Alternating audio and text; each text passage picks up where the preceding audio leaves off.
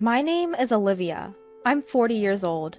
I've been married to my husband, Michael, who is the same age as me and was my colleague at work for 10 years now. I'm currently in a different branch from my husband, but we used to be in the same department. He is a man of strong responsibility, admired by his subordinates. He has a bit of a show-off side and doesn't seem to want to show his weaknesses to others. He was a very masculine man, full of confidence and ambition. His work performance is well regarded by his superiors, and he is expected to be promoted without any problems. On the other hand, I'm quite the low-key type who doesn't stand out much. Given our opposite personalities, I was honestly surprised when he made a passionate approach to me. After dating for 2 years, he proposed to me with a large bouquet of roses. I had never been loved so much by a man before, so I immediately agreed. I was very excited about the wonderful days that lay ahead of me. However, what awaited me was living with my in-laws. I was going to decline because there was no prior discussion, but my husband was firm about living together. My parents are decent people, so it's going to be okay. He passionately explained how much my in-laws were looking forward to living with me, so I couldn't refuse in the end. And so, for the past 10 years, I have been living with my in-laws at my husband's home. Life there was something I could never have imagined when I first got married. Olivia, you forgot to clean the front door again, didn't you? Just as I finished making breakfast for everyone, my mother-in-law's nagging begins. It's a daily ritual. I'm sorry. Don't just apologize with words. Get it done right now if you understand. Even though I have to go to work, I'm treated like a servant from the morning. Ever since I started living with my in-laws, I've been forced to wake up at 5 a.m. every morning to make breakfast and clean. I wish she would do it herself since she's at home. Despite being a housewife and having time at home, my mother-in-law does not do any housework. I rush through my morning chores, go to work, and as soon as I get home, I start making dinner. By the time I go to bed, I'm so exhausted that I fall asleep instantly. This has been going on forever, and I often feel unwell due to exhaustion. I'm sure the cause is stress. I don't want the neighbors to think I'm slacking off, so make sure you clean properly. My mother-in-law is relaxing in the living room, eating the breakfast I made. You're gonna be late for work if you don't finish soon. Despite seeing all this, my husband has never stood up for me. My father-in-law also pretends not to see it, hiding behind his newspaper. Ever since I started living with my husband's family, I have been subjected to terrible mistreatment. Because of the stress, I've lost a lot of weight and look unhealthy.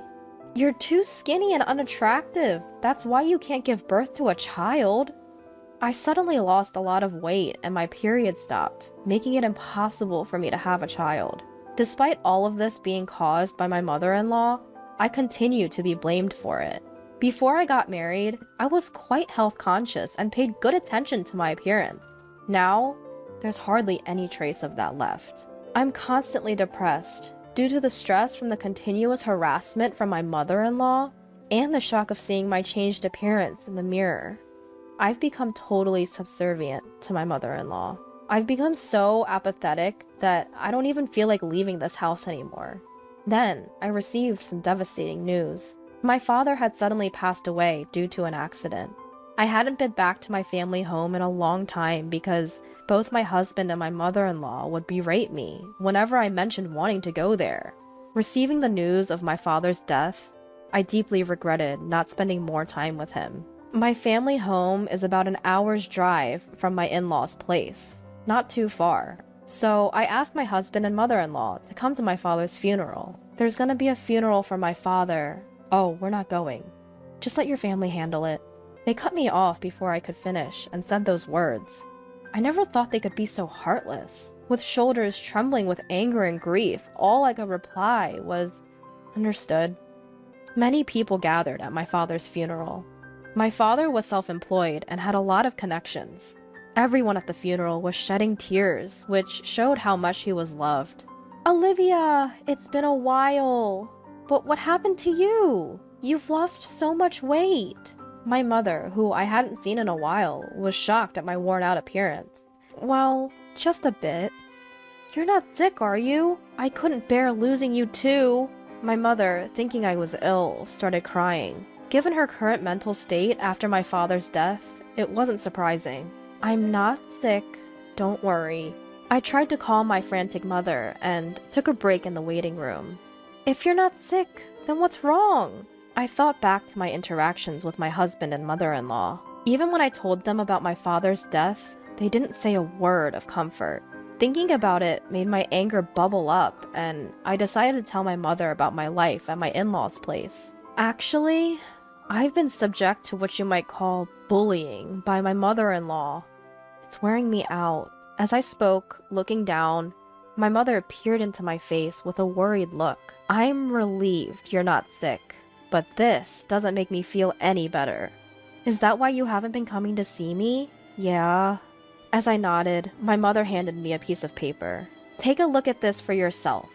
Then think carefully about what to do next." When I looked at the paper my mother had given me, it turned out to be my father's will. My father, being a meticulous man, had left a will just in case something happened.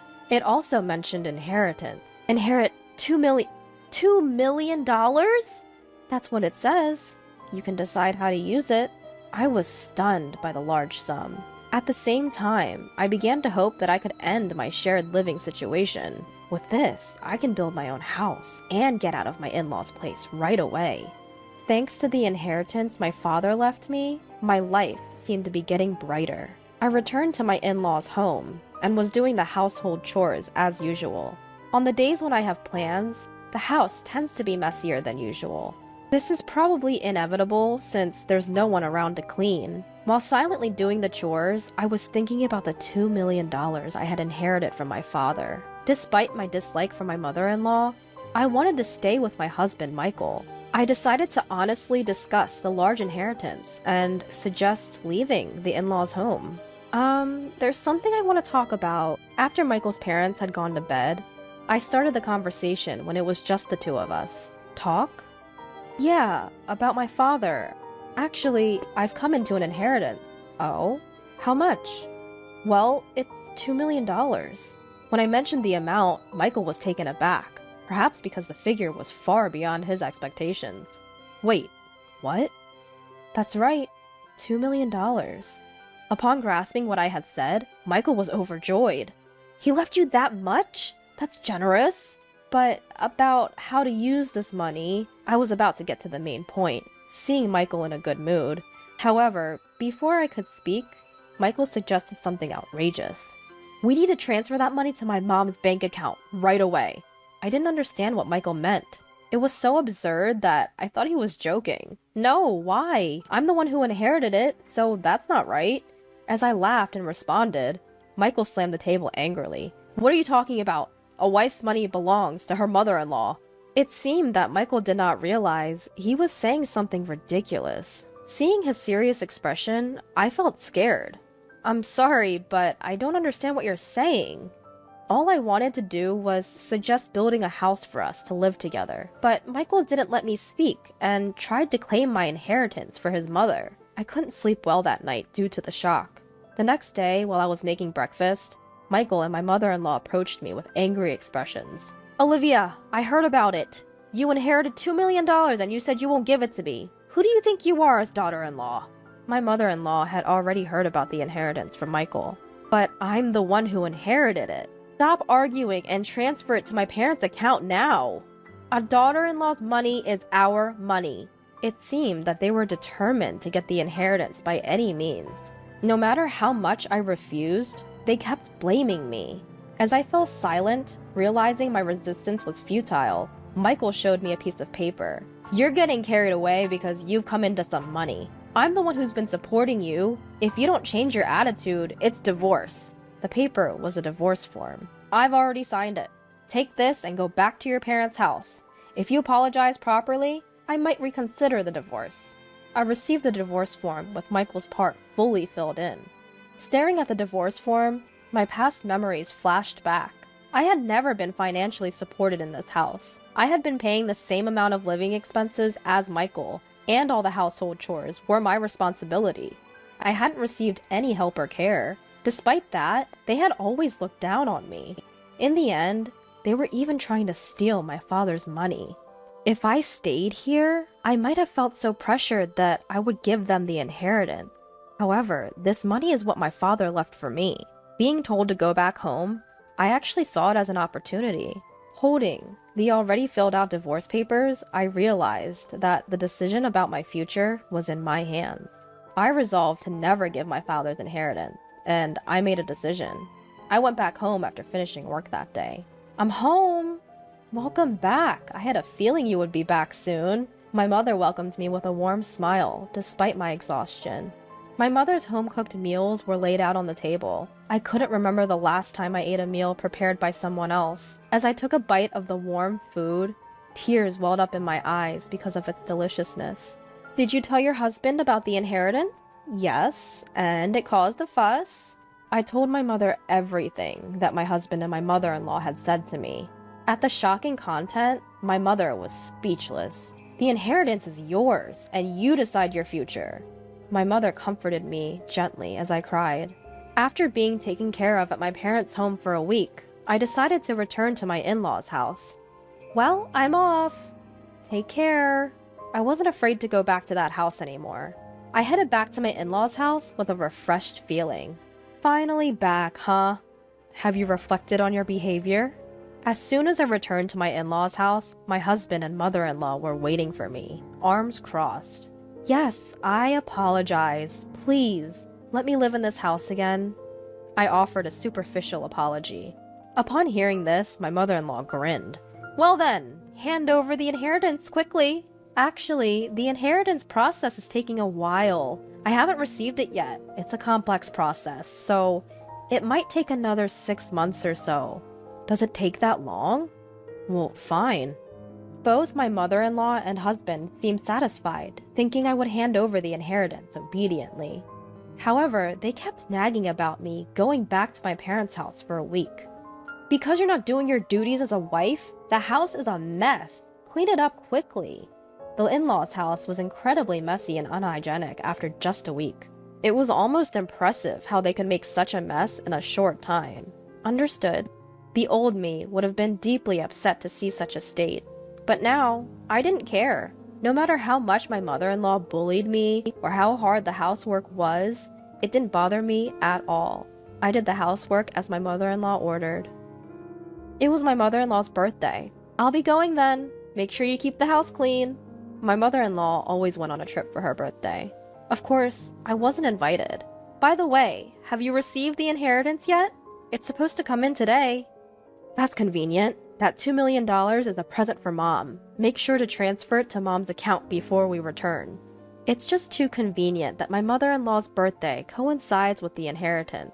My husband was unable to see through my lie. Without answering, I sent off the three of them with a smile, saying, "Take care." As soon as they were out of sight, I started executing my plan. I had been waiting for this day for a long time. They'll be quite surprised when they return from their trip, but that's no longer any of my concern. I quickly packed my things and left my husband's family home. Wow, this is amazing! I was moving my belongings into my new home. Actually, I had built a house with my father's inheritance. I'm so happy to be able to live in such a beautiful house. And I decided to live with my mother from my hometown. I'm truly happy that I don't have to worry about those people anymore. I sank into the plush sofa, feeling content. Today is a celebration of my new home with my mother. We invited a chef to our home and spent a luxurious day. The next evening, I received a call from my husband. What the hell is going on? He probably didn't understand the situation, as all my belongings were gone when he returned home. I won't be coming back there. Goodbye. I tried to hang up without wanting to talk to my husband, but my mother-in-law was yelling on the other side of the phone. What are you doing? Where are you now? I cannot tell you that. You told me to clean the house, so I tidied up my belongings. That's not a funny joke. Plus, you didn't transfer the inheritance. How many times do I have to tell you that the daughter-in-law's money is mine? Huh? I'm single, you know. When I answered that, my yelling mother-in-law suddenly became silent. Single? Well, I'm a divorcee. I was handed a divorce paper, so I submitted it. I'm a stranger to you now. Goodbye. I hung up the phone after saying that. I couldn't stop laughing, imagining my mother-in-law's stunned face on the other side of the phone. I feel very relieved to be unrelated to that family now. After that, I received numerous calls from my ex-husband. When I had some free time, I purposely picked up the phone and ignored the abuses from my ex-husband and ex-mother-in-law. I thoroughly recorded all those calls. I decided to consult the police with those recordings. Harassment from an ex-husband is not uncommon. We'll give a warning before it gets dangerous. Thankfully, the police responded immediately and went to warn my ex-husband's family. For my ex-family-in-law who care about their public image, just having the police come would be enough damage. In addition, a subordinate of my ex-husband who lived in the neighborhood saw the police coming. My ex-husband was a prominent figure in the company, so the rumors spread quickly. Moreover, the colleagues and subordinates who didn't like my ex-husband started to spread bad rumors about him. Eventually, the rumor reached the department I belonged to. Did you hear that the police came? I'm divorced now, so I don't really know. What? You're divorced? Yeah, I was fed up with the abusive language from my mother-in-law and my husband. I spoke in a loud voice so that others could hear. The rumor-loving employees spread the rumor even more. It didn't take long for the rumor to reach my ex-husband's boss. You've been getting a lot of bad rumors. What are you talking about? I hate men who can't cherish their wives. Moreover, with such bad rumors circulating, it'll harm our reputations, so I've decided to transfer you. The transfer order given to my ex-husband was harsh. Wait, this place It was a branch office in the worst performing region. There's absolutely no entertainment around. It's a place you could call a landlocked island. You know what this means, right? Everything my ex-husband had built up to this point had collapsed, and there was no prospect of promotion in the future. Unable to refuse the transfer order, my ex-husband had to move to this rural area. As for my ex-mother-in-law, she was probably shocked that her son's reputation had dropped, and that she could no longer live with him. She ended up becoming a recluse, which led her to developing depression. There were also suspicions of dementia, as she often caused disturbances at home. My ex-father-in-law is desperately taking care of the drastically changed ex-mother-in-law. Even if there's no blood relation, a daughter-in-law is still an important family member. What happened to my former in-laws was simply karma for the harassment they continued to inflict upon me. Now, I'm living happily with my mother. We've even started gardening in our spacious yard. If I were still in that house, I would have never encountered this wonderful hobby. Having found a hobby has made me feel alive. My body, which was worn out from stress, is now healthy again. I'm so happy that I could cut ties with my former in-laws.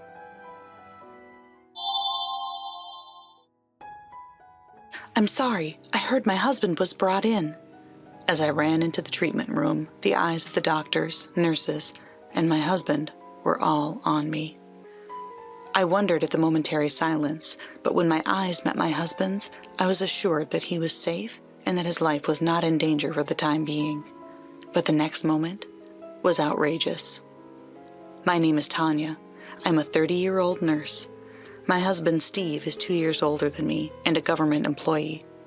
Unlike my previous boyfriends, I was attracted to him because of his seriousness.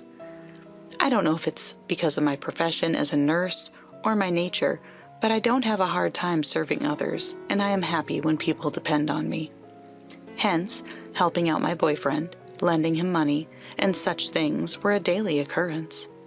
Even though I knew in my head that I shouldn't do it, I would do it when I was asked to. Many of my fellow nurses are like that, and relationships are always a topic of our conversations. But then, a turning point came for me. I met my husband at a blind date with fellow nurses. He seemed quiet and serious. He was the type of guy I had never been around before, and I was attracted to him from the start. Other girls said he looked too serious or plain, and there were no rivals.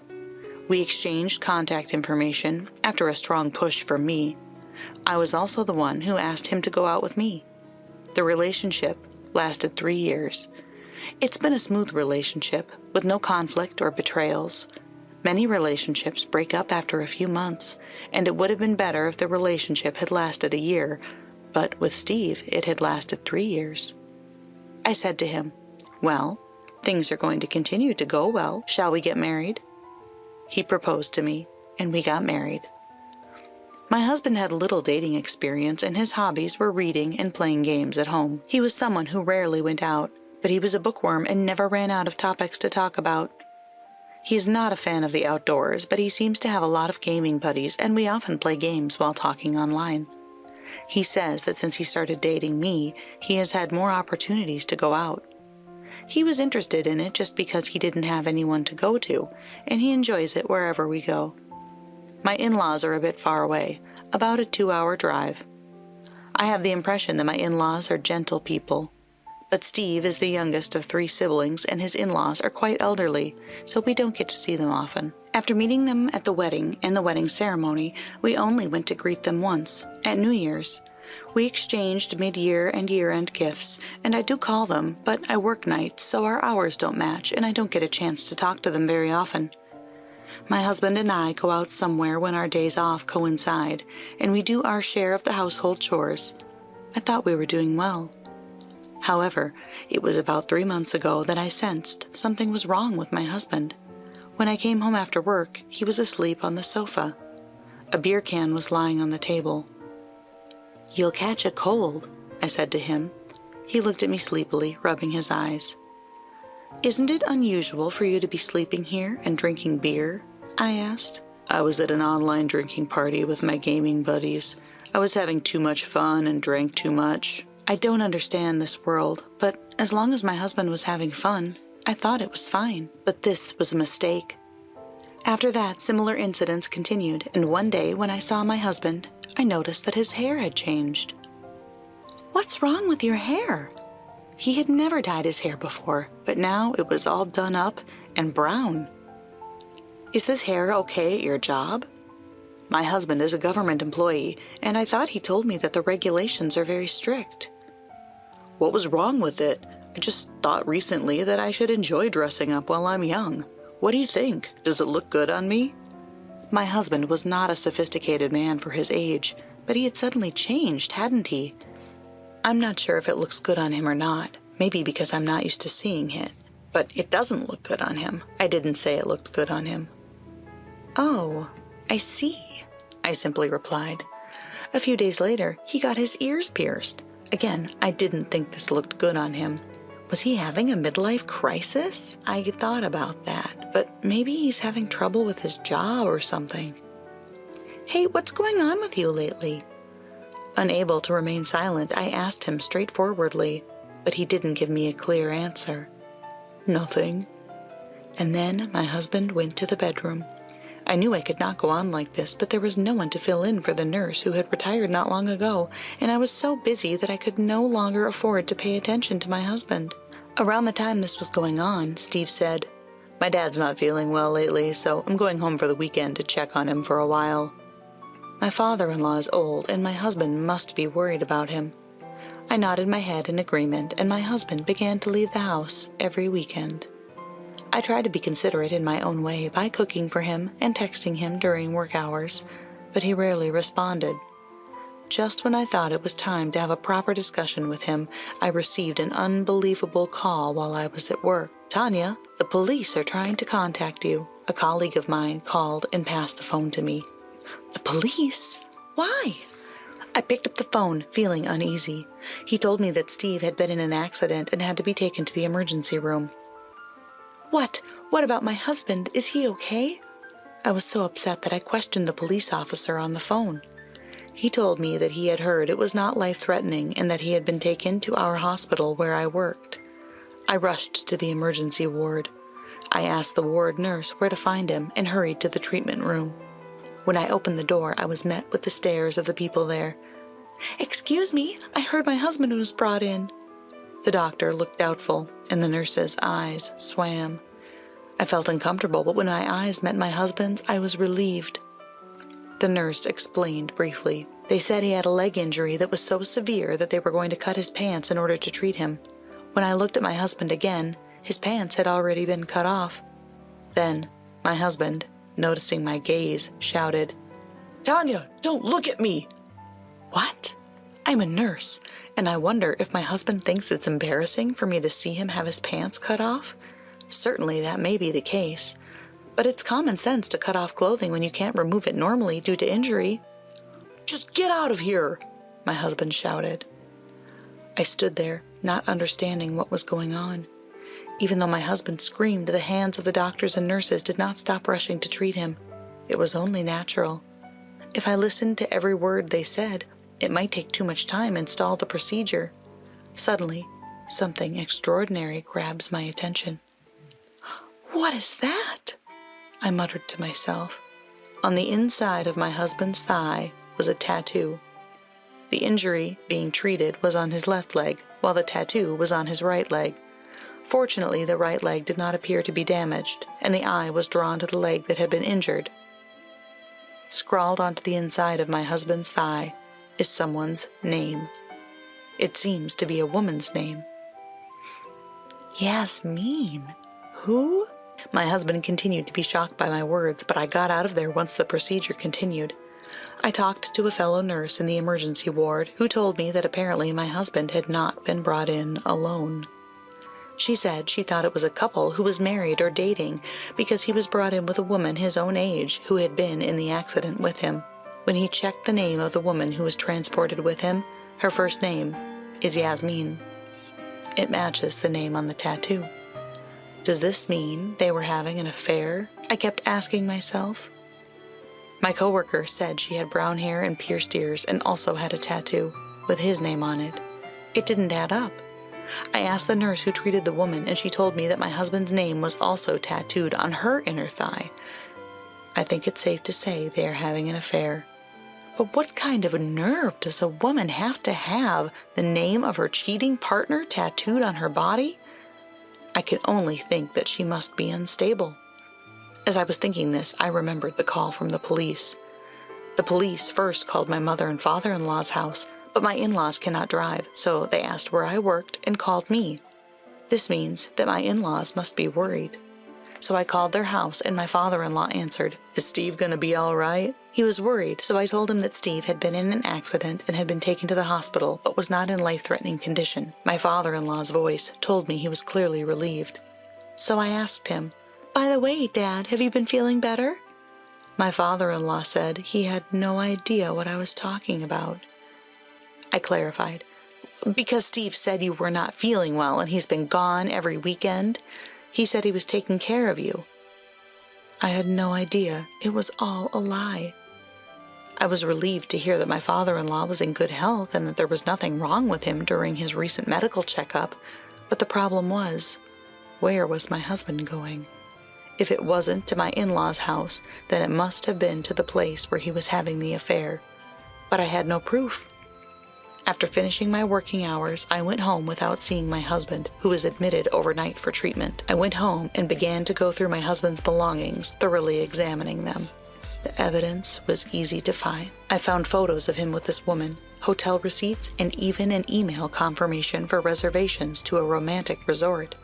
According to the schedule, they must have had this accident on the way home from the resort. The accident was a car crash on a mountain road. No one else was injured, and neither Steve nor this Yasmin woman appeared to be in life-threatening condition. However, since Steve had injured his leg, and it might be difficult for him to walk properly for a while, normally I should be worried about him as a wife, but I don't have that feeling anymore. I couldn't believe he lied about visiting his parents, saying he was worried about them, much less was lying to cover up an affair with another woman. I wondered if Steve's recent strange behavior, such as dyeing his hair and getting his ears pierced, was due to the influence of this woman. I told a fellow nurse and asked her to refer me to a lawyer who was good at divorce matters. The next day, I headed to the hospital room with my husband's belongings. My husband seemed to have hit his head and was so confused that he could not remember what had happened in the treatment room yesterday. Honestly, I didn't even care about the truth anymore. I left the hospital room without even having a conversation with him because I had a shift to get to. When I finished work, I went to see my lawyer and told him what happened. He told me that with that much evidence, I would have enough to sue.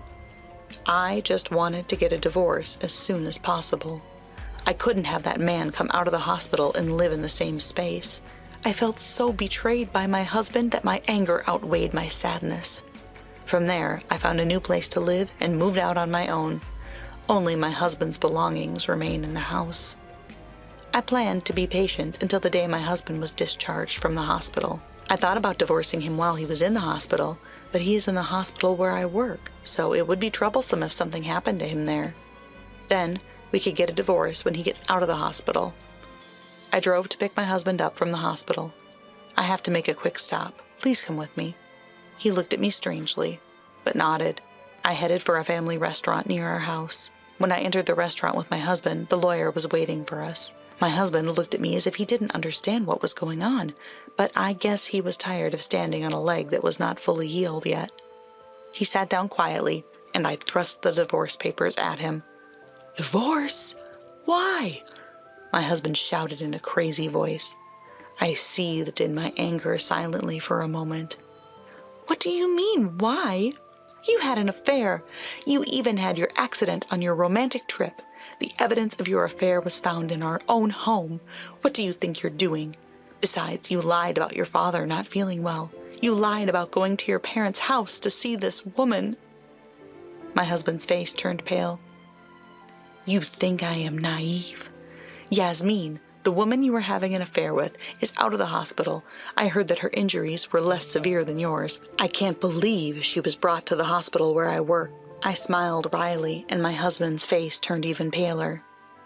"You will pay for the anguish you've caused me." I handed him the divorce papers and a pen. My husband did not take the pen. "Is it only your leg that's injured, or have you lost the use of your hand as well?" I sarcastically said to him, and he finally picked up the pen. But he wouldn't sign. He only stared at the paper. "Why don't you sign it? Are you scared at the idea of starting over? You think this was just some game?" My husband froze, as if I had hit the nail on the head. I gave him a cold stare. "You're kidding, right? I can't be with my husband with the cheater's name tattooed right on his body." He looked at me in surprise. What? What are you talking about?" He may have been trying to deceive me, but I was unmoved. "You really don't remember? I was there when you were rushed to the emergency room. You were yelling at me not to look." Then my husband's face changed color. "Sound familiar? I saw the tattoo on the inside of your thigh, too. But what kind of a man tattoos his mistress's name on his body? Even if we didn't get divorced, do you think you can hide it from me?" My husband was slack-jawed. "No, it's not. That's not it," he said. I could only sigh at the sight of my husband. Dyed hair, pierced ears, and tattoos, and with the name of the person you cheated on your wife with? At least do it after you get divorced. While Steve was in the hospital, I actually met Yasmin face to face. I didn't go out of my way to see her or anything. We just bumped into one another. She was lost in the hospital, looking for the gift shop, and she asked me for directions. "The gift shop is just around the corner. Oh, and you're Yasmin, right?" "My husband is Steve," I said, as she checked my nameplate, turned pale, and left at a speed that was hard to believe for an injured person. "Please don't run in the hospital," I called after her. I think she was more embarrassed than I was. She probably heard from Steve that I worked here, but she probably never thought she would run into me at such a big hospital. Quite the stroke of luck.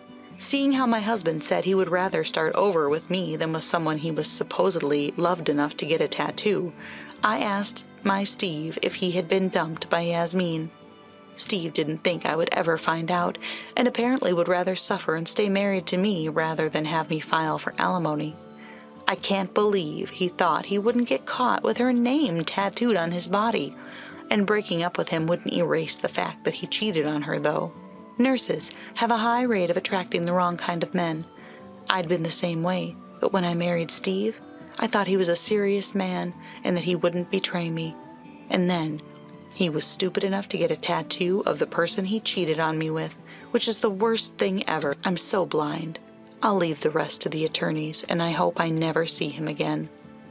The lawyer looked at me and nodded. "I've moved out, so you'll have to get a cab or whatever to get home on your own. Bye." My husband looked at me with a pitiful face, his mouth agape.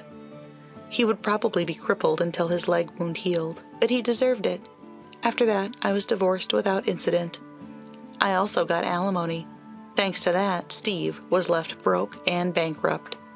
To his surprise, he found out that Yasmin was married to a colleague from his office, and they had actually found out by chance that he and her husband were online game buddies. Of course, Yasmin's husband filed a claim for alimony against her as well. I heard that Steve had to quit his job, and the rumors just keep on spreading. But I got the alimony paid, and I don't care if Steve quits his job or not. After the divorce was finalized, my former in-laws contacted me, but they were furious when I politely explained the situation. They apologized to me and said they would never let Steve hurt me again. This time, the word spread among my fellow nurses, but they all laughed it off, and I am still laughing my way through it. Now, I live alone, and I'm free to do whatever I want.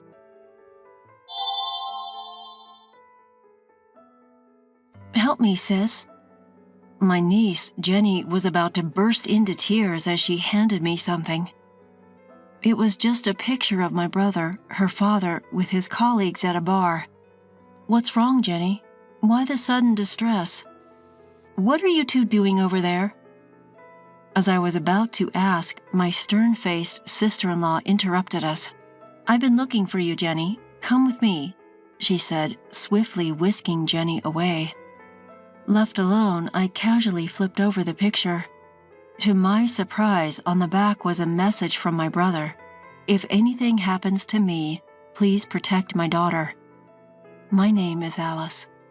I'm a 32-year-old working in the office of the construction company my family runs. My brother, 10 years my senior, was always hardworking and bore the weight of expectations as the heir to our family business. Everyone, including me, assumed he would take over the company. However, since he finished high school, disagreements with our father over management policies began to increase. My brother, it seemed, wasn't really interested in taking over the company, often saying, "I love being a carpenter, but that doesn't mean I want to inherit the business." I remember him repeating this like a mantra. Then he announced, "I've met someone I want to marry," and introduced us to a woman. Her name was Maggie. She had an outgoing personality and quickly bonded with our family, but she never lived with us. "I'm going to get married and leave this house." "Wait, aren't you going to take over the business, bro? You know I don't get along with Dad, right? I don't want to cause you any trouble." With those words, he gently stroked my head. True to his word, he married a few days later and left the house. Nevertheless, he always kept in touch with me and we chatted about trivial things. Maggie's dinner was delicious today. She's a dietitian, so she always prepares meals considering my high blood pressure. Yeah, I've heard that story a million times. You never get tired of bragging, do you? As long as my brother was happy, that was all that mattered to me. Then, a few years after his marriage, Jenny was born. From then on, we started seeing my brother and his wife occasionally. They seemed blissfully happy, and Jenny was growing up healthily, loved by both parents. Around the time Jenny turned 10, there were talks within the family of mending ties with my brother. We all hoped to recreate the times when the family used to laugh together. However, that wish was not to be fulfilled. One day while I was at work, I received a rare call from my sister-in-law. While it wasn't unusual to get calls from my brother, it was strange to hear from her. Worried, I immediately picked up the phone. "Hello, sister-in-law?" "Oh, Alice." "What's up? It's rare to get a call from you." "Calm down and listen. Your brother, Jake, he fell from scaffolding at work and was taken to the hospital. He slipped because of the rain." The news was so sudden. I felt as if time had stopped. My mind went blank. Immediately, I called my parents, who were also at work, and we hurried to the hospital in the pouring rain. When we were led into the hospital room, we saw my brother, his skin pale. From the moment I saw him, the reality of the phone call hit me, and I collapsed onto the floor. "Bro?" The voice I managed to squeak out was so feeble that I startled myself and a wave of sorrow washed over me. At the bedside, my brother's wife was bawling unabashedly like the heroine of a tragic tale. Her wailing was so intense that it made me hold back my tears and just stare at her, but I felt a strange unease about her behavior. Then Jenny, standing next to her, was looking down, her face pale, not shedding a tear but trembling as if she were terrified of something. "Jenny, are you okay?" It seemed like the shock of her father's death had made her unable to respond to my question.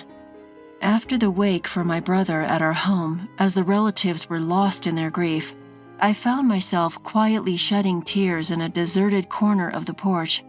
The photo in the memorial portrait seemed to be a recent one. My brother looked a little worn out, but his expression was peaceful. I wonder if my brother lived a happy life. As I thought about this, an image of Jenny came to my mind. The last time we talked, my brother, who loved his daughter dearly, happily told me about how often he took her to amusement parks and zoos. Jenny must be struggling after losing her father. Thinking about my niece's feelings, I felt tears well up again, but then I heard a familiar voice calling out to me. "Sis." It was Jenny, her eyes brimming with tears. "Jenny, what's wrong?" I wiped my tears and asked her, trying to keep my composure. "Sis, help me. I think I might be next." "Eh?" As I was about to ask her to repeat what she had said, she handed me something while biting her lip. "Dad said if anything happens, I want you to give this to Alice." My brother said that? It was a brown envelope. It seemed a little worn, probably because she had been holding on to it for a while. "It's actually..." Just then, I heard a cold voice behind me saying, "What are you doing?" I was startled and turned around to see my brother's wife, Maggie, with a stern look on her face. "I've been looking for you." "Mama!" Maggie grabbed Jenny's arm and, before I could stop her, quickly whisked her away. Maggie had always been very friendly and kind, but she was behaving very differently now. It's natural given her husband just passed away, but Jenny's behavior was also a bit strange. Left behind, when I looked at what was inside the envelope, it was an ordinary photograph. It looked like it could have been taken at a social gathering. In it, my brother was smiling alongside several of his work colleagues. I decided to flip the photo over. On the back it read, "If anything happens to me, I want you to protect my daughter," in my brother's slightly angular handwriting. I was taken aback, speechless and just staring in surprise. I think Jenny was asking for help. This photo might be related. I decided to call a friend who was a police officer and arranged to meet him the next day. Normally, the funeral would have been conducted the day after the wake, but the crematorium was not available due to a certain day of the week, so we had a day off. This extra day allowed me to uncover the truth behind my brother's death. The next morning, when I arrived at our meeting place, he was already there waiting for me. "Sorry for calling you out of the blue." "Hey, don't worry about it. I was off duty. So what's up?" "Well, it's just that..." I began to tell my friend the sequence of events, and he listened seriously. From a cop's perspective, we can't act on this with just the evidence we have." "I see. I'm sorry I can't be of more help, but remember, I'm always here to lend an ear if you need it." "Yeah, thanks. Just talking about it helps me sort things out." Even after parting ways with my friend, I was still pondering over the photo that Jenny had handed me. No matter how many times I looked at it, the meaning of this photo and my brother's message remained a mystery. What else can I do to find a clue I don't understand from this message alone? I might learn something if I ask Jenny directly, but I feel like my sister-in-law might interfere again. Just then, an idea popped into my head. Maybe I can find something if I look at my brother's belongings. Unable to stay still, I quickly went to my sister-in-law's house. "I'm sorry for bothering you when you're busy. I'm just worried about you and Jenny. Thank you for coming all the way. Jenny is in her room, but let's leave her be for now. She's feeling down since her father passed away." As she said that, she invited me into the living room. She was always tidy and the house was always well kept, but today it felt rather bleak. "Oh, there's nothing of my brothers here, and the family photo that was here the last time I visited." There was nothing to suggest that my brother had been here. Desperate to find anything left behind by my brother, I scanned the room. Maggie brought me some tea and homemade pickles. What caught my eye was a light purple bracelet like a rosary on Maggie's wrist. It didn't seem to match her or my brother's taste, and I felt a sense of discomfort as I thanked her for the tea and tasted the pickles. "Wow, it's so salty. These pickles are really salty, aren't they?" I quickly gulped down my tea to wash down the extreme saltiness of the pickles, but Maggie just tilted her head, saying, "Really? I don't think so." Maggie, a dietitian, made delicious meals that my brother looked forward to so much that he would rush home from work. It was clearly strange for something she made. Could it be that she was feeding my hypertensive brother this salty food? Since I arrived at Maggie's house, I've been feeling an indescribable discomfort. I began to worry about Jenny. "I'd like to talk to Jenny. She's in her room, right?" Just as I stood up and was about to head towards Jenny's room, "No, I won't let you see her." "What? Why?" "I'm sorry, but you should leave. I'm busy preparing for the funeral." Maggie grabbed my wrist, pushed me out into the hallway, and threw me out of the house. Despite visiting the house, I was unable to find any clues. As I looked up at the sky, wondering what to do, Jenny poked her head out of a second-floor window. She put her index finger to her lips in a quiet gesture and threw something at me. It was a small key, wrapped in a cute memo paper. "The key to the shed. Hide it under the potted plant after you use it," the note read. When I silently showed a thumbs up to Jenny, she silently nodded and gently closed the window. I went to the backyard to avoid my sister-in-law and used the key I received to open the shed. Inside, it was packed with my brother's belongings. Among them, I found a diary. Jake was a diligent person and had been recording his daily events in a diary since he lived at home. There was something unbelievable written in there. The seasoning of the food had become heavy, and even when he pointed it out, she said, "Leave it to me, I'm a dietitian," and he couldn't get her to take it seriously. His health had been declining recently. Furthermore, the reason why Jake left that photo was also recorded. I'll never forgive this. The next day, many people, including relatives and Jake's colleagues, gathered at the funeral. When Maggie took the microphone to give the bereavement address, I stood up and stopped her. "I have something I want you all to hear." "Oh, Alice? What's wrong?" Ignoring Maggie, who was surprised by my sudden action, I stepped out in front of the family. Jake's death wasn't an accident. The hall was in an uproar at my words, and Maggie had a very stern look on her face. "What are you talking about? My husband slipped off the scaffold at work and fell." I showed everyone Jake's diary. "Everything is written here. My sister-in-law, who is usually good at cooking, started making heavily seasoned dishes, and Jake's health started to deteriorate. It's strange, isn't it, Maggie, to not only serve salty pickles and soup to Jake, who has high blood pressure every day, but also to insist that he eat everything without leaving any?" "I don't know anything about that. I was careful with his meals every day." Ignoring Maggie, who seemed to be playing innocent, I pulled out another piece of evidence. "This is a photo that Jake left for me. At first, I didn't know what it meant, but when I visited your house yesterday, I understood. The person in this photo is wearing a bracelet that matches the light purple bead bracelet you are wearing." As I pointed to a certain person, Everyone's gaze was instantly drawn there. Mr. Johnson, you and Maggie were having an affair, weren't you? Even though you were a colleague whom Jake trusted the most, why did you do such a thing? As the hall began to stir, Maggie glared at me with a stern expression, and the man looked pale and nervous. Mr. Johnson was a familiar face to me as well.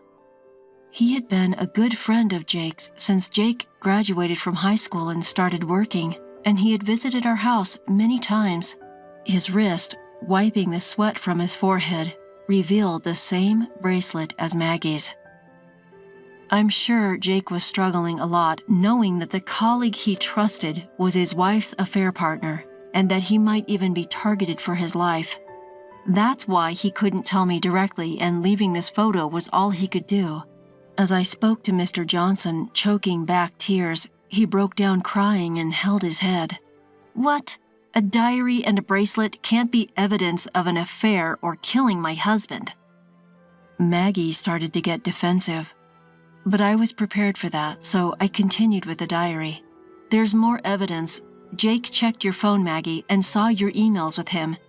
It seems it was written, "Jake is in the way for us to be together. Let's get rid of him somehow." That's a lie.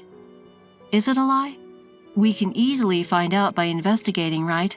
At first, it seems you thought of taking advantage of my brother's high blood pressure to kill him through his meals, but that would take too long. So, driven by your desire to get married as soon as possible, you approached Mr. Johnson to eliminate my brother in a workplace accident, didn't you? You planned to push him from a high place on a rainy day, and if anyone asked, you'd just say he slipped. I never said that. He's the one who suggested it. Maggie began to point at Mr. Johnson, trying to shift the blame onto him. The man shook his head frantically, denying it. Mr. Johnson, it was raining on the day my brother died, wasn't it? Mr. Johnson gave a small nod. Normally, work would be stopped on a rainy day, so why wasn't it? It was just a drizzle and we had a deadline, so he suggested we should continue with the work, so I thought it was an opportunity.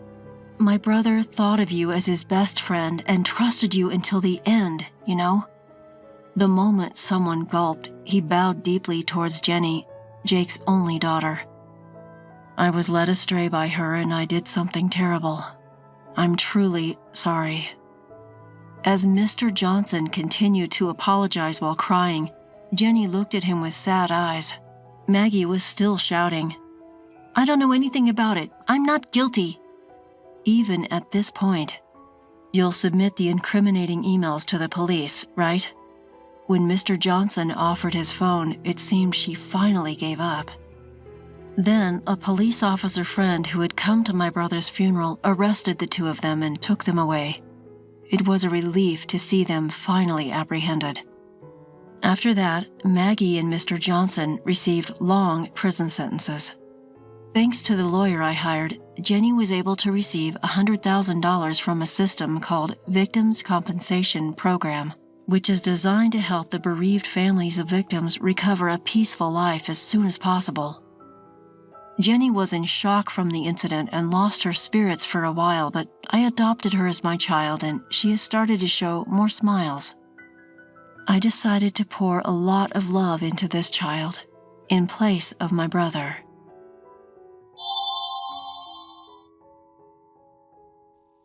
I'm Jessica, turning 32 years old. I've been married to my husband Ronald for 4 years now, and we're currently living with my in-laws. They run a restaurant, and while Ronald works outside, I quit my job to help my in-laws with their business on a daily basis. In fact, it feels like I'm the one running the show most of the time. I'm involved in everything from securing ingredients in the early morning to doing the prep work and serving customers. Working late into the night, my fatigue started to accumulate. But my in-laws never let me rest, and I'm out working almost every day. The regular customers even started to worry about me. One day, my younger brother James announced that he was getting married to his longtime girlfriend Sarah. Although they're still young, they're both mature, and my parents have accepted them. It felt like they were already part of the family, so I was thrilled as if it were my own wedding. The invitation to the wedding is still to come, but they asked me to attend, and of course I told them I would. But there's a problem. It's whether my in-laws will allow it. Since I'm technically an employee, I thought I might have some paid time off, so I decided to negotiate for 3 days off. Excuse me, can I talk to you for a moment? After closing the restaurant and finishing the final check, I approached my relaxed in-laws at home. Ronald, who had just returned from work, was there too. "What's up?" The three of them looked at me as if I was an intruder, and Ronald asked with a big sigh, "This atmosphere is suffocating for me. I have my brother's wedding in 2 months. I'd like to take about 3 days off for it." "Huh? You think you're in a position to take time off?" My mother-in-law glared at me with a devilish look as soon as she heard that I wanted to take a break. Despite feeling intimidated, I mustered up the courage to nod. "I should have some paid time off left, right?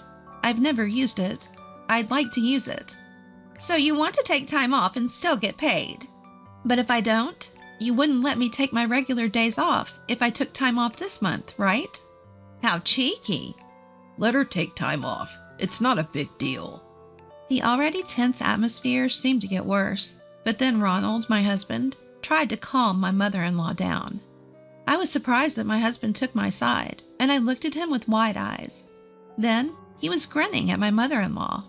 Perhaps sensing his mood, my mother-in-law also gave a wry smile, and then she easily agreed. I wasn't sure what was going on, but I was happy to get the time off and felt like jumping for joy on the spot. On the day before the wedding, I prepared to stay at my parents' house for 3 days and left early in the morning. My in-laws and husband were still asleep, so I just left a note saying I was leaving. Then I drove to my parents' house. It's not too far from my in-laws' house to my parents' house. It's about an hour's drive. I was excited to see my parents, whom I hadn't seen in about 4 years. "I'm home!" Having left my in-laws' house early in the morning, I arrived at my parents' home earlier than planned. Even though I knew my parents would be awake, I tried to enter the house as quietly as possible. As soon as I stepped inside, the faint smell of breakfast tickled my nose. "Oh, you're early!" My mother popped her head out from the living room, spotted me, and immediately rushed over. "Yeah, I left there early." I left my suitcase by the entrance, took off my shoes, and stepped further into the house. My mother, clearly delighted, took my hand and led me to the living room. Seeing her face filled me with a warm feeling of truly being home. Upon entering the living room, I found my father already awake, and my younger brother James, sitting at the dining table. As soon as they confirmed my return, both of their faces lit up with joy. After all, it had been 4 years. I was overjoyed to see my family again. After that, the 4 of us gathered around the table and had a long chat. James talked about his girlfriend, what kind of wedding they were planning. Seeing James' love-struck expression while he talked about her made me feel warm inside. I was asked about my in-laws' house, but I felt that it wasn't a happy topic to discuss at such a joyful time, so I deliberately chose not to share anything with my family. The following day, the wedding ceremony took place. James's bride was stunningly beautiful, and the ceremony was so lovely that I was almost moved to tears. After successfully going through the whole day of the wedding ceremony and reception, we returned home. Despite the fun we had, we were quite tired and soon fell asleep. The next day, even though I was supposed to return to my in-laws' house, the joy of meeting my family after such a long time and the desire to spend more time with my new sister-in-law made me wish to stay one more day. I knew my in-laws and my husband Ronald wouldn't be okay with this, but it was a time of celebration, and I thought they might let it slide just for one more day. So with the thought of enjoying more family time, I decided to take a chance and call my mother-in-law. To be honest, I was scared. I didn't know what she would say or if she would even agree. I distanced myself from my family to make the call, and for a moment, I just stared at the phone, but eventually I dialed her number. After a few rings, I heard my mother-in-law's voice. "Hello? When are you planning on coming back? You better come back soon." The first thing I heard was a clearly irritated voice. Could I stay at my parents' house for just one more day?" Despite feeling uncomfortable with my mother-in-law's words, I timidly asked her. My mother-in-law sighed heavily after hearing my words and went silent for a while. That silence felt unbearably long to me. Just as I was thinking that it was impossible and I should start preparing to return, I heard a snicker from my mother-in-law over the phone. You really only think about yourself, don't you? You don't have to come back ever again. What? I was speechless at her unexpected words. Then my mother-in-law, still laughing, said, Why don't you just divorce Ronald? We don't need a useless daughter-in-law like you. And it seems like Ronald doesn't need you anymore either. What does that mean? I asked my mother-in-law, unable to understand what she was saying. Laughing, she told me to figure it out myself and hung up the phone. I wondered if she really meant what she said, and as I looked at my disconnected phone, I decided to contact my husband, Ronald. Hello, what's up? Judging from Ronald's voice, it seemed nothing unusual had happened. I'm sorry for interrupting your work. I just called your mom and asked if I could stay at my parents' house for one more day. What did my mom say? She said I don't have to come back, and she also said we should get a divorce. She said you don't need me anymore. I told Ronald honestly what his mother had said when he asked me. I couldn't believe he would think such a thing. I thought his mother must have said those words lightly out of irritation because I wasn't coming back. However, Ronald fell silent for a while after I spoke and then sighed heavily. Well, I didn't want to have to say this, but I want to break up with you, Jessica. What? His unexpected words left me in shock, as if time had stopped. We've been married for 4 years, and it's not like I hadn't felt that our love was gone, but I had put up with Ronald's parents to preserve our life together. Why? I asked, trying to hide my agitation, to know why he felt that way. My hand was trembling, and my heart was pounding. Depending on his reasons, it might be possible to fix things. If there was something wrong with me, I could change. Even if the love was gone, I still wanted to be with Ronald. I prayed from the bottom of my heart that Ronald's words would be something we could fix. The thing is, there's someone else I like. Oh, it's over. Anyone would know that hearing the word someone else from Ronald meant our relationship couldn't continue. Well, that's it then. Ronald hung up before I could respond. I stood still, unable to do anything, not even cry. What's wrong? After what seemed like a long time, my mother came over with a worried look on her face. When I looked at her, I saw my father peering in from a little behind her. No, it's nothing. The divorce wasn't final, and I didn't think it was appropriate to discuss it on such a happy day, so I tried to put on a smile so my parents wouldn't suspect anything. My mother seemed to sense something was off, but she didn't say anything more. After that, I spent a fun time not thinking about what my mother-in-law or Ronald had said, partly because my brother and his wife had come over. Rather, it felt like I was forcefully putting on a happy facade. My parents, my brother, and his wife all went out, laughed a lot, and talked a lot. I might have been desperately clinging to everyone, not wanting to be alone. My brother and his wife seemed to suspect something was up. Jessica, are you going back tomorrow? We all went to a cafe, and while our parents were ordering, my brother and his wife and I sat at a table. Well, I honestly didn't know if I could go back. That's why I couldn't answer right away. Are you okay? You seem to be faking your cheerfulness today. Yeah, it's odd, isn't it? I knew my younger brother and his wife occasionally gave me worried glances. That's why I can't deny it. Is something wrong? My younger brother has always been kind. Whenever I'm feeling down or anxious, he's quick to notice and offer words of comfort. To outsiders, it might seem like he's a big fan of his older sister. Nothing's wrong, I reply, forcing a smile. But James and his wife keep staring at me. I feel uncomfortable under their gaze, as if they could see right through me. What's with the staring contest? At that moment, our parents returned to the table with drinks. Perhaps they find our behavior amusing, as they both wear gentle smiles. Taking this as a cue, James and his wife break their gaze from me, assuring our mother that everything's fine, and the conversation picks up again on a different topic. But the lively atmosphere quickly fades. Suddenly, the ringing of my cell phone emanates from my purse. I pull out my phone, and there on the screen is the name of my mother-in-law. When I don't answer right away, everyone falls silent and turns their attention to me. It's from my mother-in-law. I'll step outside for a bit. Why not talk here? Why do you need to go outside? As I attempted to rise from my seat, my mother took hold of my hand, restraining me from standing up.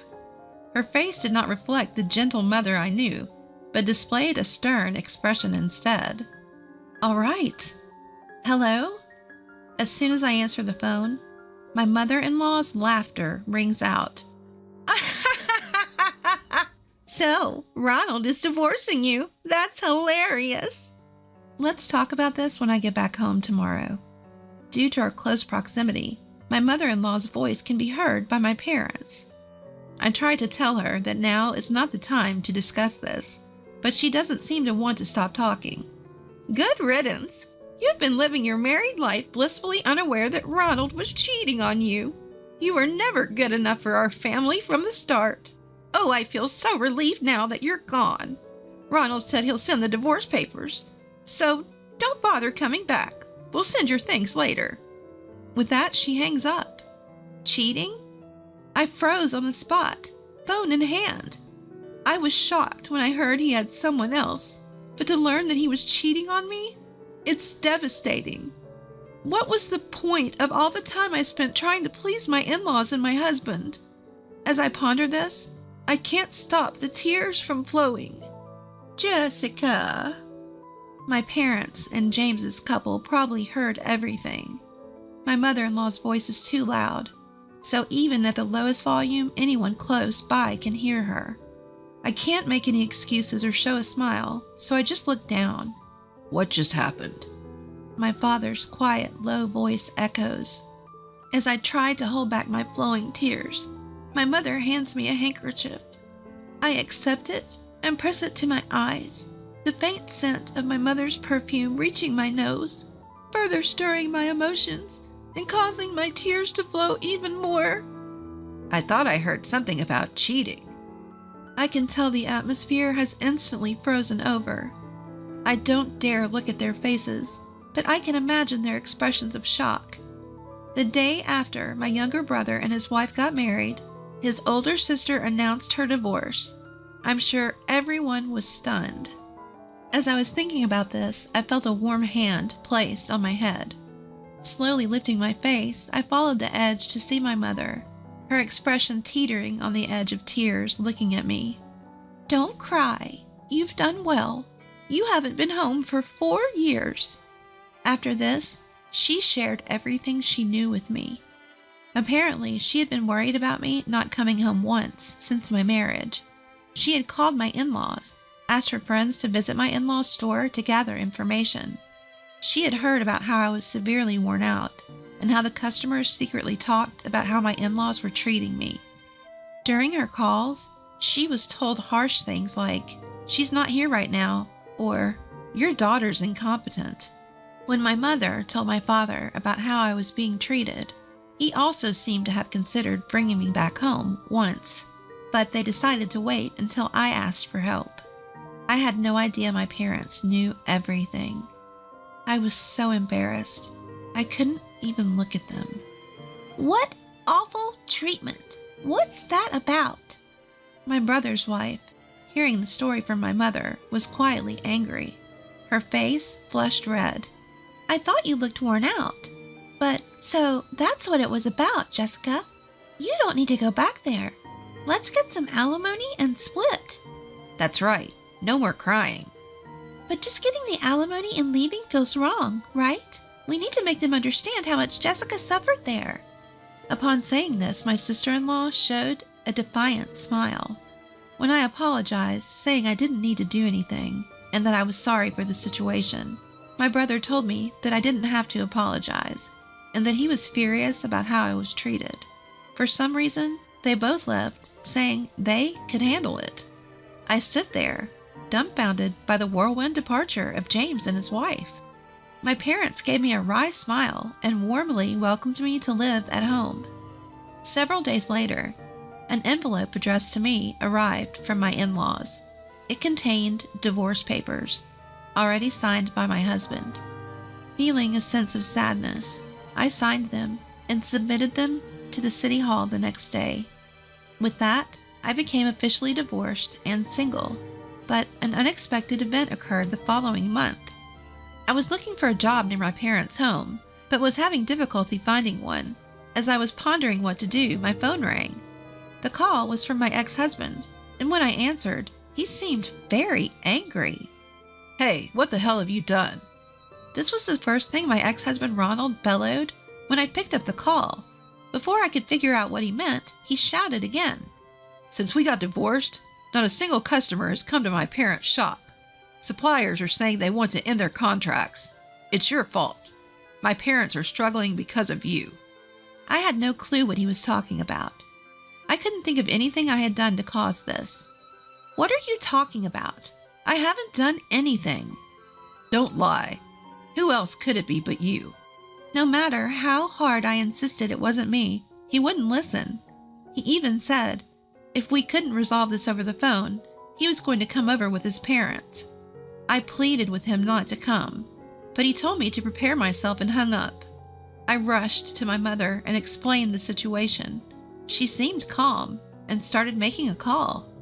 I was getting frustrated at her nonchalance, not knowing what to do. It was just my mother and me at home. I couldn't bear the thought of something happening to her. I had to protect her. I went to the kitchen to look for something that could be used as a weapon, but my mother stopped me. "It's all right," she said, and suggested we calmly wait for Ronald and his parents as she started preparing tea. A few hours later, Ronald and his parents arrived at our house. All three of them were quite angry, glaring at me with intensity. Don't mess around. Without a greeting, my ex-husband Ronald tried to lunge at me, but my father-in-law held him back. I apologize for our sudden visit. My father-in-law gave a polite nod to my mother. In response, she smiled warmly and invited them into the living room. I was terrified to let those people into our home, but I felt like I had no choice but to trust my mother. She served tea to everyone, and despite their continued glares, she asked my in-laws and Ronald to wait a little longer. A silence fell over the five of us. What felt like hours were probably only a few minutes. Not knowing what my mother was thinking made me anxious. Just then, the sound of the intercom echoed through the house, and before my mother could answer, the front door opened and someone walked in.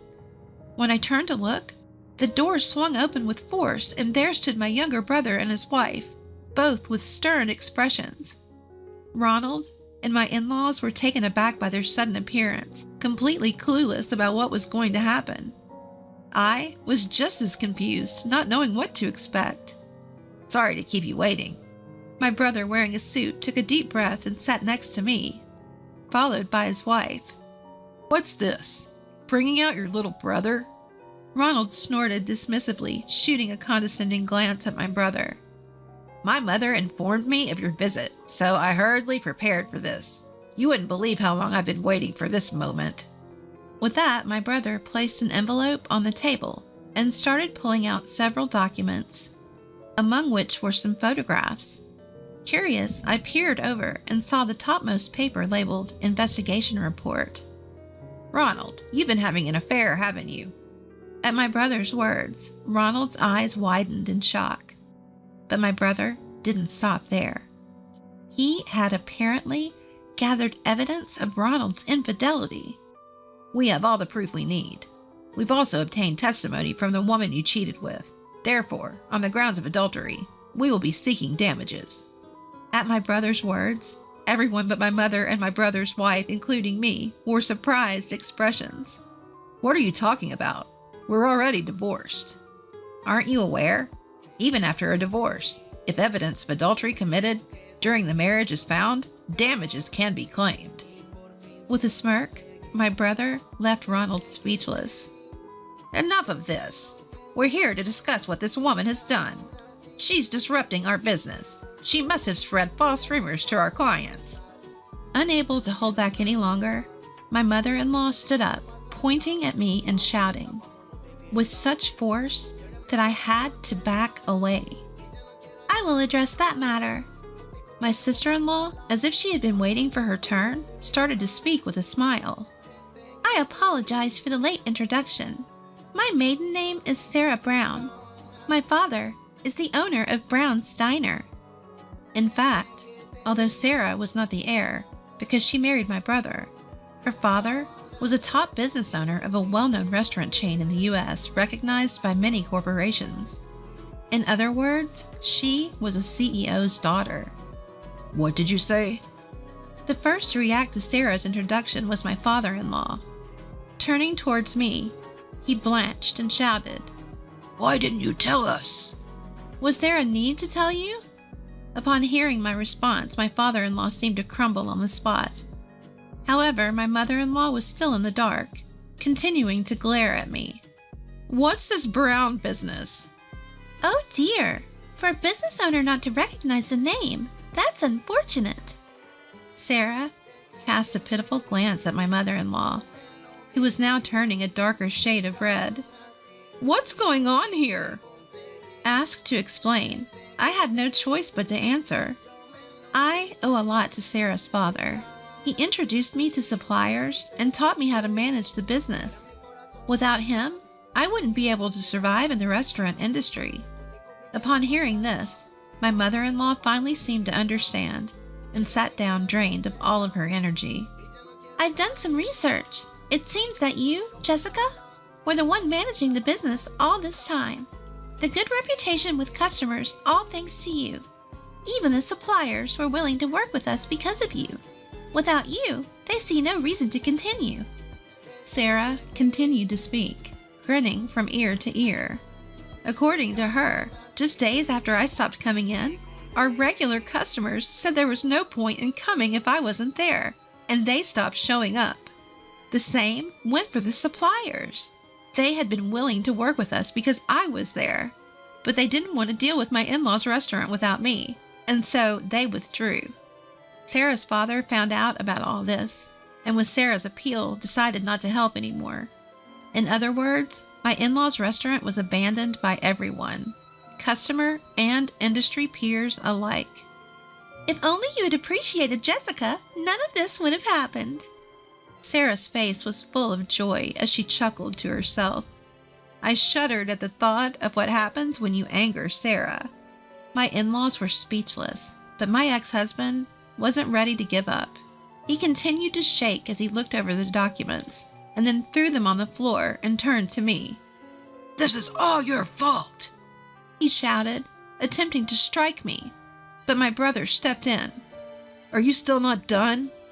To my ex-husband, who had clearly lost his mind, my brother had a stern look on his face as he calmly said, I won't forgive you for cheating and treating my sister so poorly. With that, my ex-husband laughed derisively. What can you do? Have you forgotten? I was your brother-in-law, even if only for a short time. With that, my brother took out a business card he had hidden in his breast pocket and showed it to my ex-husband. The card indicated that my brother was a lawyer. He was affiliated with a well-known law firm, usually dealing with criminal cases, but occasionally he would represent people troubled by issues like infidelity. Seeing the card, my ex-husband realized he had lost and quietly sat down. I think we're done here. Please leave. My mother spoke to my exhausted in-laws and ex-husband, standing them up and ushering them out of the house. Then she said to me, Well done. Later, I found out from a friendly local restaurant owner, who had been kind to me during my marriage to my ex-husband, that my in-laws were unable to continue running their restaurant and had to shut down almost immediately. My ex-husband had been exposed for his infidelity at work. His reputation had fallen, and he had been forced to resign in disgrace. They moved away after that, so I don't know the full details, but they said it's likely going to be a tough life from now on. I was able to receive alimony from both my ex-husband and his affair partner, which I gave to James and my parents as a token of my gratitude. At first, they refused, but when I insisted, saying it's all I could offer, they reluctantly accepted. After that, I was able to find a job and have been spending happy times living with my parents. I owe it all to my family. I am truly grateful. I don't know how long it will take, but I plan to return the favor to my parents, James, and his wife in due time.